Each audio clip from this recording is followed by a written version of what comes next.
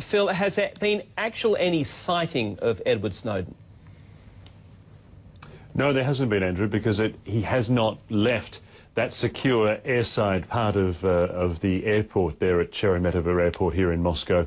So that is why, yes, we believe that he is in this transit area, waiting for probably the most direct route that he hopes to take to try and get to Ecuador, which is where we know he has now formally claimed asylum. We spent much of the day at the airport there. We saw a lot of Ecuadorian officials coming and going. The ambassador's car, his own car himself, was there, and we understand that he was meeting with Edward Snowden inside the airport, inside that secure area of the terminal. So it appears that he's waiting out his time there. He probably has little choice, because we do not think it's likely that he has a Russian visa, and so therefore is not able to officially cross the Russian border, go through immigration and so forth. He's waiting out his time there, looking to head to the region of South America and so forth, and so we think that the most likely option at this stage is probably a direct flight to Havana, Cuba, later on Monday afternoon. Andrew.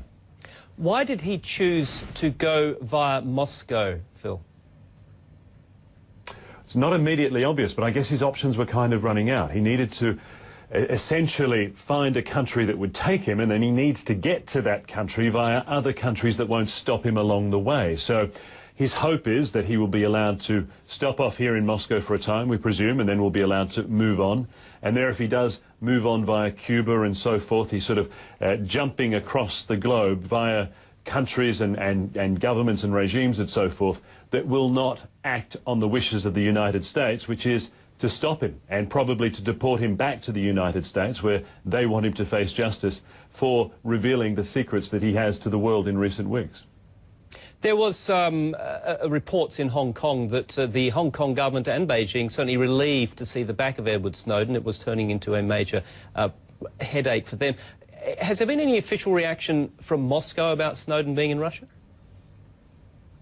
No, there hasn't. There's been no official reaction whatsoever. So you're right. I think the headache has now landed here. It's now Russia's problem, Moscow's problem, the Kremlin's problem, specifically Vladimir Putin's. What will they do? We do not know how they feel about the fact that he has now arrived here, and we don't know how they will respond to his presence either. Will they allow him to go, to move on, as he no doubt wishes? We're not sure of that. There is also the possibility, and still some speculation here, that he could actually apply for asylum here in Russia itself. To our knowledge, that has not happened yet, and the Russian government has always said that should he do so, that application would be considered on its merits. But Russia has a couple of other options. They could try and assist him, they could try and plunder him for more valuable information and intelligence, or they could try and help the United States if they were inclined to do so. At this stage, we don't know precisely just what they are inclined to do, but whatever choice they make, there are or inevitably will be repercussions for that interesting, complex US-Russian relationship, either good or bad, Andrew.